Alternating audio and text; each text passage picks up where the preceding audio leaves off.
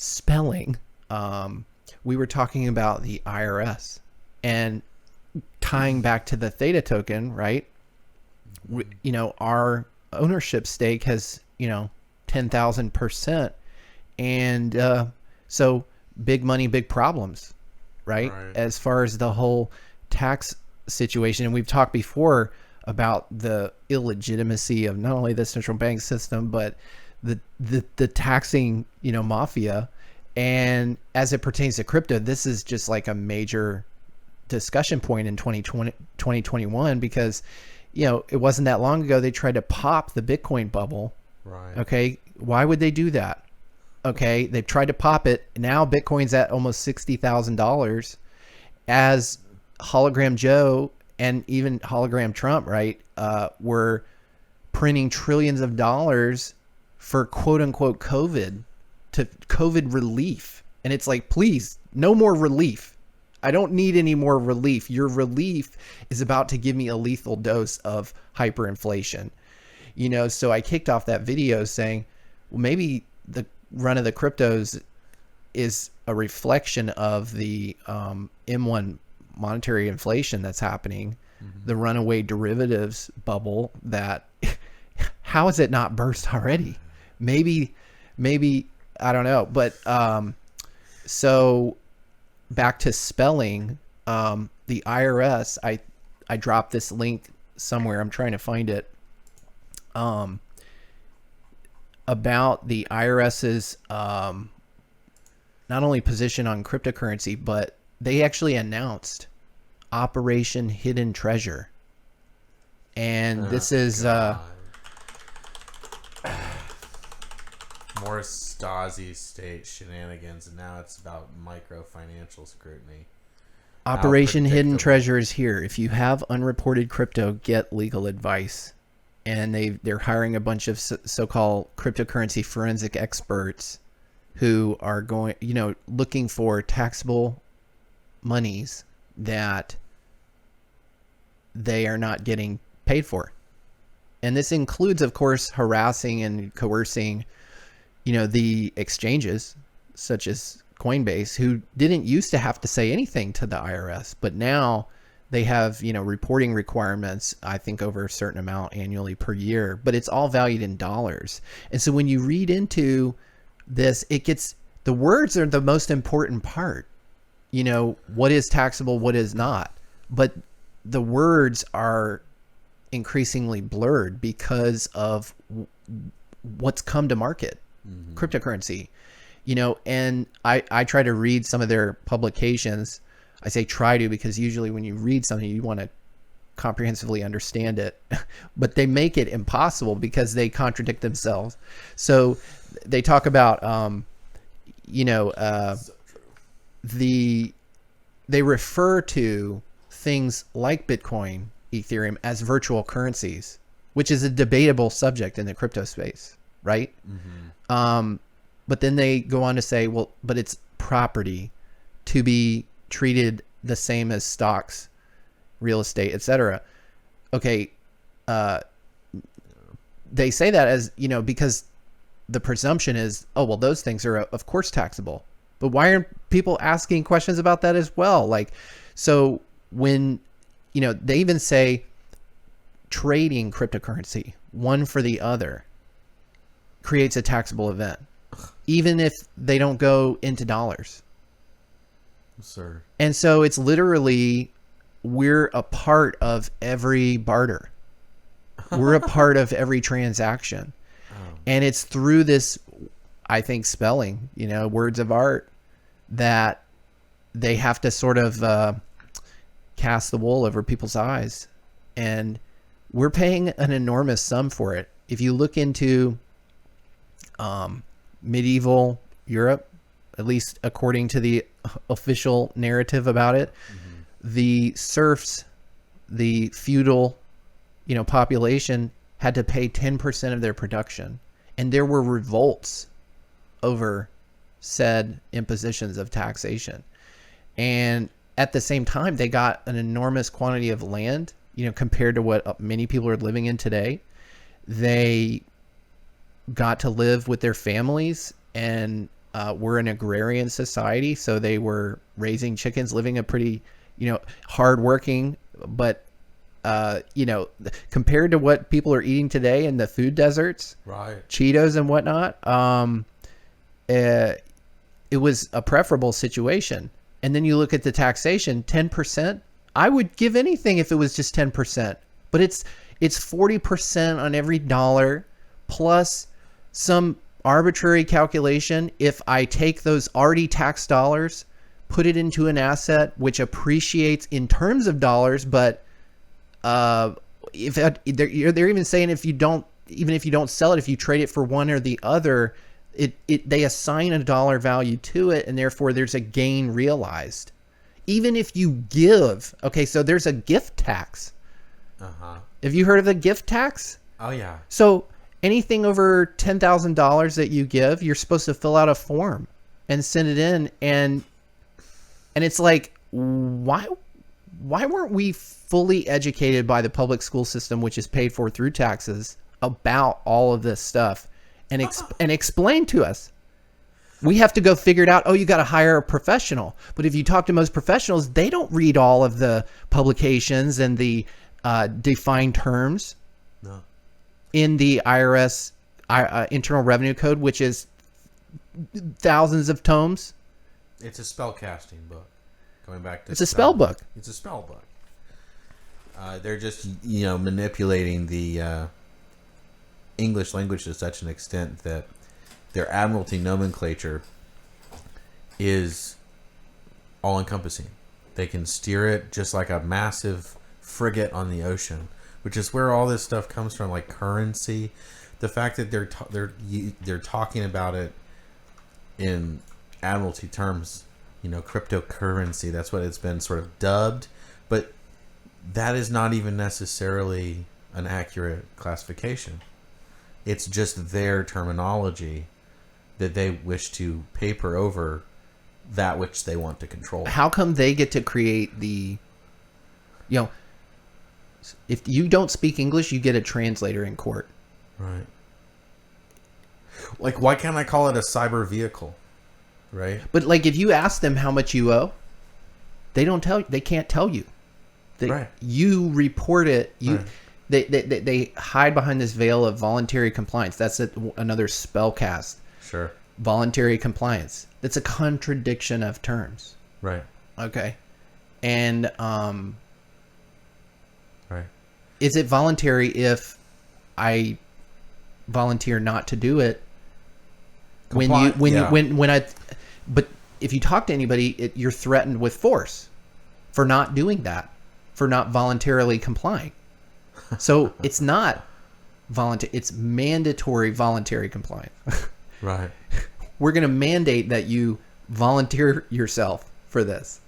Right. That's a crazy scenario. How can they have any modicum of credibility with such a statement? Oh, well, they're backed up by the people who control the money supply. But then you have even an honest person, you have a conversation. Yeah, well, who has the guns? Right. It's like, it's always with force. And it's like, can this not be a national conversation that we're being threatened and extorted for vast sums of money? When you add it up, dude, 40%, 30% on just the wages, plus the property tax, plus a gift tax, plus capital gains tax, plus That's straight up vampirism. It's not even like giving to the community. Like, no community would demand 40% of everything that came into every single. What do you get for it? What do you get? And this article, You get harassment and fear and anxiety and poison. And so that's what you get. In the subject of cryptocurrency trading, to me, the invention of all that, the proliferation of it, is a collective social decision that we've made to kind of say, look, you're not going to tell us what's value or not. We're going to tell each other, as we always have done, what's value. Right. And is it like a coordinated effort to evade taxes? Okay, here we get more into color of words, because there's evade and avoid. Aha. Trump said it. Hillary Clinton said, you well, you don't pay any taxes. That's why we need to see your tax returns. He says, I don't pay any taxes because I'm smart. Right. Because the rich don't pay taxes. Right. Granted, they live in an admiralty law system, and they've been coached on all the little loopholes and so on. But the fact, just that fact, right? They don't pay taxes, and they all know that. It's like another class system, foisted upon, and unless you have a certain amount of assets and coaching on that, and protection, even if you're in that state, you can still be, that gun is still pointed at you to do certain things. So you actually end up partnering with the government if you go on about all the deductions and management of, basically taking out on more debt. Oh yeah, I mean, debt is not taxable. That's the one thing that's not taxable. So that's what they want you to do, is to go into more debt. Oh, but wait a second. I thought the very currency that we use has been underwater for 45 years. We're a debt-based currency. Right. So if debt can't be taxed, yet you're issuing unlimited debt in the form of your money printing, why should any taxes be dealt to you at all? Right. Well, so You're the ones who are defining what the debt is every year. All these economic impact statements, people are now literally realizing, oh, they can just do that. They can just sign a piece of paper and deposit money in my account. So why do I even have a relationship with the national debt at all? Right. What owed to who? Mm-hmm. Now, granted, we have been borrowing this fake money and getting products in return. We're getting them from China, majority. Right. And so, we paid them those instruments. They got that spending power. But at the end of the day, where does the national debt go to? It is a spell. Yeah. It's a spell. Debt itself is a spell to a great extent. And it's a tool, just like spells are tools, clearly. They have power. But sort of like the old Washington aphorism of government is force. It's, a dangerous friend and a, fearful enemy. Right. It's just like fire. So it's debt is, a highly flammable, highly volatile instrument. And, when it comes to the whole, China makes everyone's stuff. It's like, well, the margin in the exchange rates that have been going in their favor, it's unreal. They have two different currencies. There's right. one for their domestic and one for their foreign trade. So that's a nice Ponzi. Right. And what they've been able to basically do is operate at 900+% profit out of these factories for right. decades. Yeah. At least 25 years. So, and that's on average, if you take an overall glimpse at the actuaries, it's astounding, the profit margin, and that the central banks have been, sort of cozying up to that newer sort of, post-Maoist communist Ponzi that is in some ways an update to the, American Fabian socialist Ponzi, which is the Federal Reserve, et cetera, et cetera. So there's this flirtation in the world power, finance structure now of, do we just kick the dollar all the way down the stairs and say that it can't be trusted as a world reserve currency anymore, and then just it seems like what's about to happen. Seems like just usher in, the yuan or what have you. Maybe it's a breadbasket of the Asian, SDR. Yeah, the SDR, right. And maybe we issue a new dollar that's digital called the Amero. Oh yeah, that. But I think that's the best thing that could happen. Yeah. Really, for the average person is for them to have to try and to compete in the crypto market, essentially. That's what that will be Right. effectively. And then people get to actually vote for what they want to hold, because what they have today is going to die and it'll be spent out. I had this conversation over Easter with a relative about Social Security, and he contended that Social Security was not initially set up to provide a standard of living that sustained a person after they retired. And I'm like, really? I was like, really? You think that? Because he acknowledged that, my generation, our generation, and our kids' generation, we will not get what we put into it, and it will not essentially be a form of sustenance for ourselves. But he would. He was convinced that he would. And I said, well, what do you think it was for if it wasn't to provide you a form of sustenance? And he was like, oh, it was supplemental. And I'm like, well, it's called Social Security. It was set up as a forced retirement plan, for people. And I said, if you're telling me I'm not going to get what I put into it and my kids aren't, why do I have to participate? And he says, well, you don't have a choice. And I'm like, so it is a criminal Ponzi scheme by force. Yeah. And Right. it got he got very irritated Right. at that. But it seemed a bit selfish too, as well. To think that he would, that's the definition of a Ponzi, is for the early adopters to get what they got, Right. what they put in, but the people down the line to not, at the cost of those later people. That's right. So he was tacitly admitting essentially that it was a Ponzi. We Right. just don't want to call it that. Again, going back to the words we use, let's call it what it is. It's Right. a forced Ponzi scheme.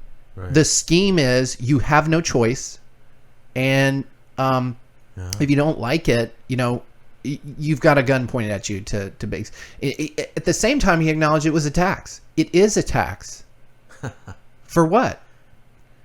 It goes into a fund where you're going to be able to draw that money later. No, it goes into a black hole. The money's gone. It's already gone. And so I try to explain to him, you might get nominally, because he's going to be retiring the next few years, right? Right. You might get nominally a check or a digital deposit Right. on what they promised you. But in terms of what you'll be able to spend, they're going to be like, hands up, like, sorry, Right. that is what it is. We don't control the price of bread. Right. We just control the price of what we give you back. Right. We have it's a different agency. Uh-huh. We're just Social Security. We have nothing to do with like monetary policy. So Yeah. Yeah, there's no way that people could just be treated as collateral on a balance sheet. Of course not. Yeah, that's someone up the bureaucratic line can figure that out for you. But no, we're just Social Security. well, this is this is a person who drank a whole fifth of alcohol to celebrate Hologram Joe's brought into. So I think there's a bit of delusion going on there. But just to close the loop on this spelling tax discussion, because I do want to get onto other topics. This article here, this guy's talking about, it's people having the opinion it's not taxable, we just swapped. So say, and he uses the example here, another classic in the panoply of I'm not taxable claims, the quote non-taxable trade. Hey, how can I be taxed if I just traded my laptop for an electric guitar? Easy, the IRS says so. Income is created on both sides of the deal. The IRS starts with a down-home definition. Bartering is trading one product or service for another, whether informally and one-on-one or with multiple parties in a commercial setting. It has a storied, even ancient tradition. Our ancestors might have exchanged eggs for corn, explains the IRS, but you can barter computer services for auto repair. And so basically, as it pertains back to crypto, they actually say this, okay? Think about it. If I gave you a Bitcoin and it was worth $200 when I gave it to you, and then you waited 3 years and you traded that Bitcoin for, let's just say, auto parts. Right. Let's say you bought auto parts. They actually say, because when you spent the Bitcoin on the auto parts, let's say it went up to $2,000 a Bitcoin. You realized a gain because you're getting $2,000 worth of auto parts for the $200 basis that you received initially. So there's a gain, and they say so you buy your auto parts, but then there's a capital gain tax on the realized gains of that Bitcoin when you spin it, even if you don't go from the Bitcoin to dollars, then to auto parts. How in your face is that? I mean, it's slavery. It's financial slavery, because that kind of scrutiny actually needs to be paid to them, not to us. right. That's the whole sick upside down Lovecraftian. And that actually brings me world to a meme which was on the ZTitic News Instagram. If you're just listening, head over to our website, ztitic.news, and check out the video component of this. I'll try to upload it on theta.tv as well. But I've got a meme up here that we posted. It's really just a tweet that somebody said. This guy, Justin Maloney, it says, "I considered selling my weapons back to the government, but after a background check and thorough investigation into the buyer, I determined the buyer has a history of violence and is mentally unstable. Big risk to everyone around it," And it's like, they are the killers in the room. Right. The psychopaths. They are the very problems they seek to address.